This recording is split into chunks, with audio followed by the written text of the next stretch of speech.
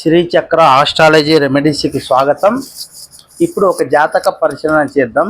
అది ఏమంటే, ఒక జాతకంలో వాహనాల ప్రమాదం ఏ విధంగా చూడాలి అనే జాతక పరిశీలన.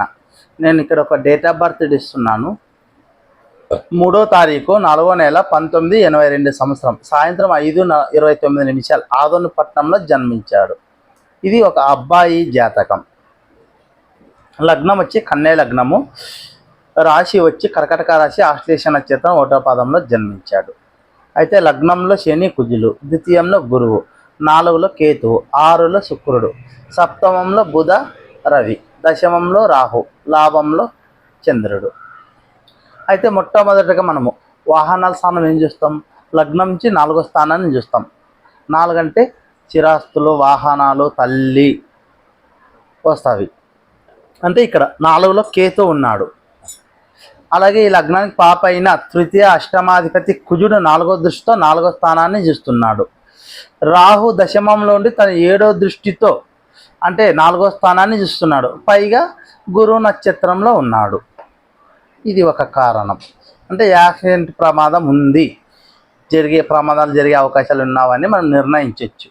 అది ఎప్పుడు అంటే శని దశలో కానీ, గురు దశలో కానీ, కుజ దశలో కానీ జరిగే అవకాశం ఉంటుంది. ఇది గుర్తుపెట్టుకోవాలి. బహుశా కొంతమంది శని మహాదశలో ఎందుకు అనుకుంటారు? శని లగ్నానికి యోగకారకుడు, పంచమాధిపతి, మంచివాడే అనుకుంటారు. అయితే ఇక్కడ శని కన్యలో చిత్తా నక్షత్రంలో ఉన్నాడు, అంటే కుజుడు నక్షత్రంలో ఉన్నాడు. అందువల్ల శని దశలో అయ్యే అవకాశాలు కానీ ఉన్నాయి. అంటే గురువు దశలో కానీ, గురువు అంతరాదశలో కానీ, కుజ దశలో కానీ, కుజుడు అంతరాదశలో కానీ, శని దశలో కానీ, శని అంతరాదశలో కానీ జరిగే అవకాశాలు ఉన్నాయి వాహనాల ప్రమాదాలు.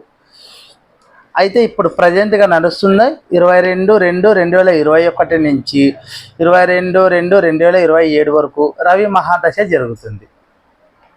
అయితే అంతరాదశకు వచ్చినామంటే 29/12/2023, 11/12/2024 వరకు శని దశ ఉంది. అంతరాదశ చెప్పినాం కదా, శని దశలోగానే అవుతుంది. శని వచ్చి కుజ నక్షత్రంలో ఉన్నాడు. ఈ కుజుడు ఈ లగ్నం పాపై తృతీయ అష్టమాధిపతి అయి లగ్నంలో ఉండి తన 4వ దృష్టితో 4వ స్థానాన్ని పాడు చేసినాడు, అంటే వాహనాల స్థానాన్ని. 7వ దృష్టితో లగ్నాధిపతి దశమాధిపతి బుధుడు నీచబడి బుధుడిని కానీ బలపరిచినాడు కుజుడు. అందువల్ల శని అంతరాదశలో యాక్సిడెంట్ అయింది. అంటే 2024 మార్చిలో అయ్యింది యాక్సిడెంట్, ప్రమాదం జరిగింది. ఇది వాహనాల ప్రమాదాలు జాతక విశ్లేషణ. నా ఛానల్ నచ్చినట్లయితే సబ్స్క్రైబ్ చేయండి, లైక్ చేయండి, షేర్ చేయండి. నమస్తే. నెక్స్ట్ వీడియోలో కలుద్దాం.